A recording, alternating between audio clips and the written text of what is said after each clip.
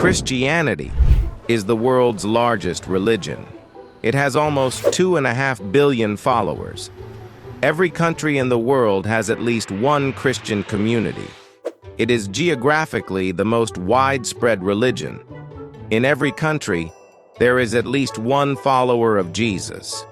Of course, we have them in our country as well. Who are the Christians? And should we be afraid of them? Some say that they are sectarians, and that they secretly recruit our people by taking their apartments and performing secret rituals. Some say they are covert American spies and are handing out books everywhere, spreading Western ideology. Others firmly believe that all Christians are apostates, kaffirs, and idolaters. Many Central Asians associate Christians with Russians who wear crosses, eat pork, pray to icons, and go to church. Who are they, Christians, and how should we treat them? Let's look into history. The followers of Isa never called themselves Christians. For the first time after the crucifixion, the followers of the new doctrine called themselves believers, brothers, and disciples. But there was no official and generally accepted name for them.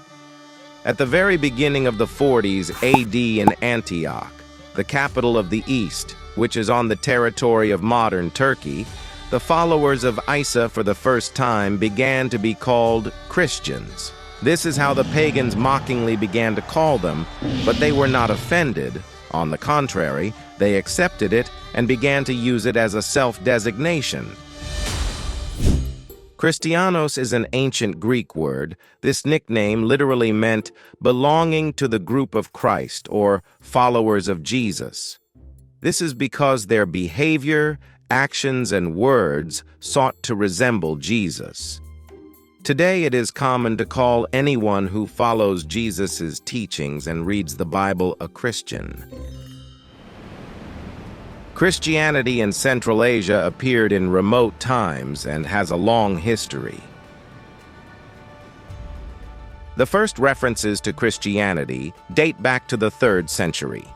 In the early Middle Ages, Christianity became one of the leading religions in Central Asia.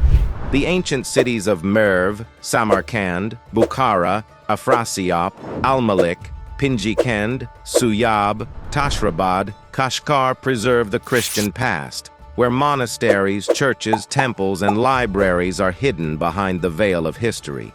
And who knows how many more discoveries scientists are yet to make underground and even underwater.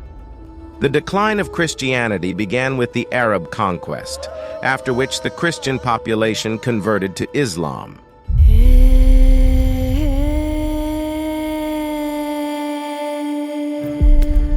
In the year 1054, there was a split of the Christian church into Catholic and Orthodox churches.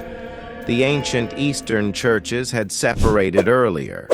Protestants emerged as a result of the Reformation movement in the Catholic Church in the 16th century.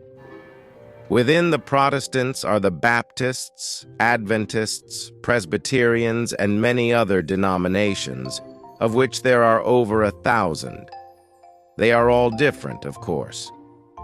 If 2,000 years ago all Christians were one movement, today there are more than 1,000 varieties.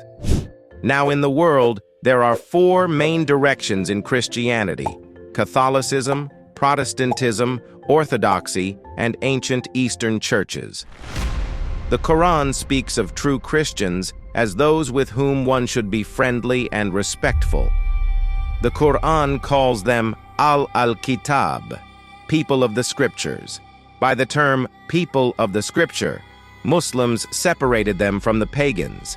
The Quran uses the term several times. People of the Scripture are those Christians who have remained faithful to the teachings of the Bible, even though the vast majority, unfortunately, have begun to honor human traditions rather than the sacred scriptures.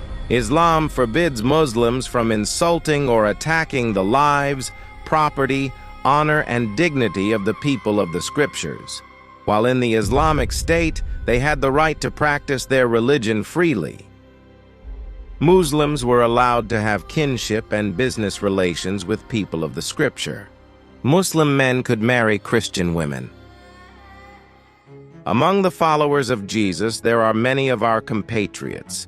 They mostly join the Protestant kind of Christianity. They read the Holy Scriptures, go to the congregation, and do charity work.